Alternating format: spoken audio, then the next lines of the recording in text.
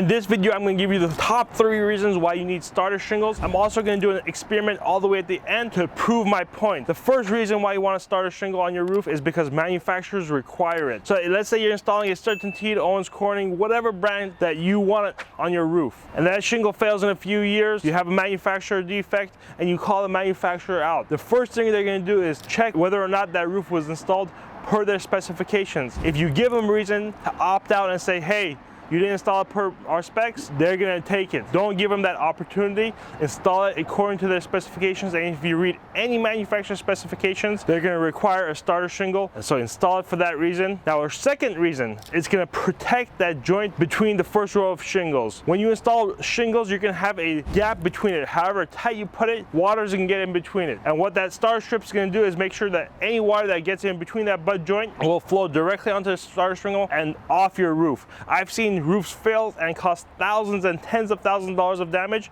because of that one failure. Now, the third and most important reason, in my opinion, which is the uplift of wind. Installing that starter shingle is going to prevent that first row of shingles from lifting up in the wind. Now, I know what you're going to say, but we can install a shingle upside down. We can use our scrap pieces. That might be true, but I don't think it's going to do as good of a job as starter shingles. I'm going to put that to the test right now, and let's see. In my left hand, I've got a full-size shingle, and my right, I've got the starter strip. You can see that the starter strip has a solid bead of adhesive on the front right here. What that's gonna do, or what that's supposed to do, is line up with your first row of shingles, and essentially these two pieces of adhesive are supposed to stick together. That way, your shingle is not lifting up when you have it installed. Some people say to do, which I don't recommend at all, is installing the first shingle upside down. So if you look from the bottom, you'll see the shingle, but you still have that adhesive tab. There's a few things that's wrong with this. First of all, shingles are more expensive than starter strips. So why use shingles when you can buy a cheaper and better alternative? That's required by the manufacturer. Second of all,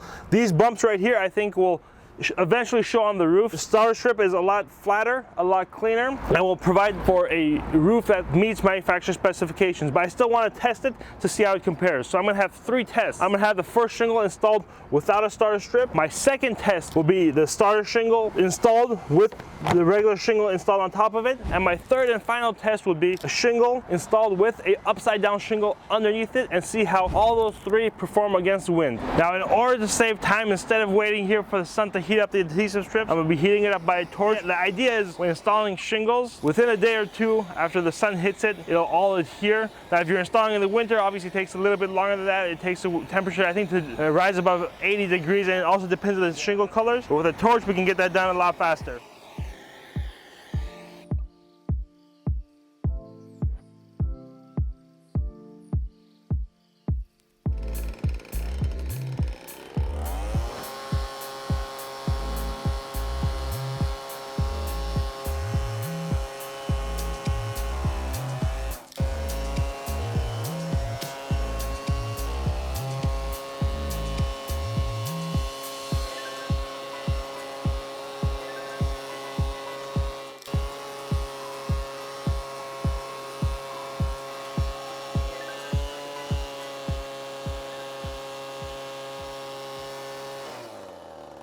All right, so what we found in our experiment was this is definitely a failure. Not installing starter strip is not an option at all. Number 2 and number 3 actually perform the same. The shingle flipped over that has an adhesive tab. Now I'm going to pull this up, and you can see these 2 adhesive tabs really adhered well to each other. Let's try the same thing here. We see the same thing going on here. The biggest difference is this is what the manufacturer recommends. This is not the manufacturer's recommendation. So the only time I would say it's acceptable to flip a shingle over and use it as a starter strip would be if, let's say, you're installing a roof on your shed and it's not going to be a warranted application. Doing that is okay. Doing this is the right way. Not only is starter strips cheaper, but most importantly, that's what the manufacturer recommends. That's why we always recommend installing the proper starter shingle for your roof.